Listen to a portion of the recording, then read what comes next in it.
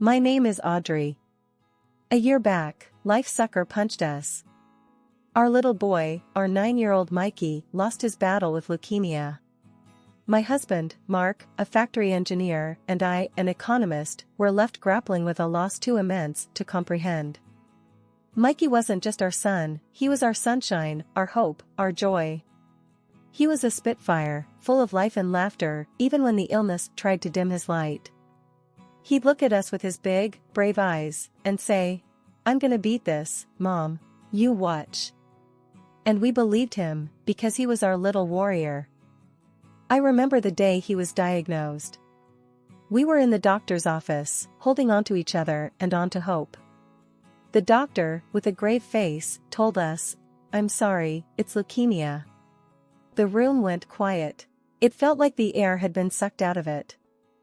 Mark was the first to break the silence. "We'll fight it," he said, his voice firm. "We'll do whatever it takes." And fight we did. The days turned into a blur of hospital visits, chemotherapy sessions, and countless prayers. Mikey, bless his heart, fought like a champ. He'd throw up, cry from the pain, but then wipe his tears and say, "Is that all you got, cancer?" But the disease was relentless. It took away his energy, his laughter, his hair, but not his spirit. He'd lay in his hospital bed, frail and tired, but still managed to give us a thumbs up. "I'm good, Dad. I'm good," he'd say, trying to reassure us. The day we lost him, Mark and I were at home. We'd been waiting for a call from the hospital. The phone rang, and Mark picked it up. His face went white. He didn't have to say anything. I knew. Our little warrior was gone. Mark finally found his voice. He's gone, Audrey," he said, his voice barely a whisper. I remember collapsing onto the floor, Mark holding me as we cried. For months, our house felt like a tomb, silent and cold. I spent days in bed, lost in my grief. Mark tried to keep it together, for both of us. He'd go to work, come back, and hold me as I cried. One day, I found him in Mikey's room, holding his favorite action figure. He was crying, his body shaking with sobs. I sat next to him, and we mourned together. We mourned for our boy, for the life he could have had, for the dreams that would never come true. After we lost our Mikey, I was stuck in a dark place. It felt like I was trapped in a never-ending tunnel with no light at the end. But Mark, my husband, he refused to let me sink. He was hurting too, but he put on a brave face, for me, for us. Every morning, he'd gently shake me awake. "Audrey, time to rise and shine," he'd say. I'd just grunt, pulling the duvet over my head. I wanted to hide, to escape the harsh reality that our boy was no longer with us. But Mark, he was relentless. He'd sit on the edge of the bed, his hand finding mine under the covers. "We gotta keep movin', Audrey. For Mikey," he'd say. His voice was always steady, but I could hear the underlying pain. So, I started getting up. It felt like moving mountains, you know? The world outside seemed too harsh, too real. Every little thing reminded me of Mikey. But I pushed through the pain. I started doing simple things. Cooking breakfast, washing clothes. They were just everyday chores, but they kept me anchored, stopped me from losing myself in grief. Mark and I, we started taking walks in the evening. We'd walk hand in hand, mostly in silence.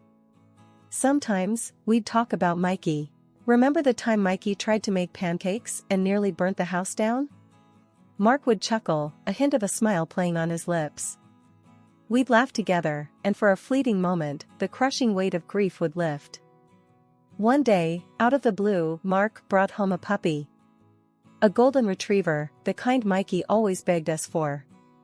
"Thought this little guy might help," he said, his eyes pleading for my approval. I was startled. I didn't know if I was ready for another living being in our life, another soul to love and potentially lose. But I looked into the puppy's innocent eyes, and my heart melted. We named him Buddy.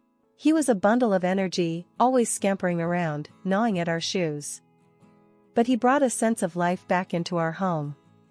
His playful barks and whimpers filled the deafening silence that had settled since Mikey's departure. In a strange way, Buddy helped us heal. He gave us something to focus on, a distraction from our pain. Don't get me wrong, it wasn't easy. There were days when the grief was so overwhelming, I felt like I was drowning. But then I'd look at Mark, at Buddy, and I'd find a shred of strength to keep going. I found courage in their love, in their resilience. Living without Mikey was something I couldn't have ever imagined. But we were doing it, one agonizing day at a time. We were finding strength in each other, in the memories of our beautiful boy. We were learning to live with our loss, finding small moments of happiness amidst the sorrow. It was a slow, painful process, but we were making progress. Finding strength after losing a part of your soul, it's not easy.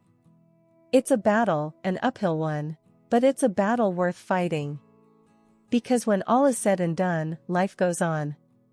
And we need to move with it, no matter how painful it is. For us, for our Mikey. Because that's what he would have wanted. He was our little warrior, and we needed to honor his memory by living, by finding strength in our loss. Hey, Audrey, Mark began, breaking the silence.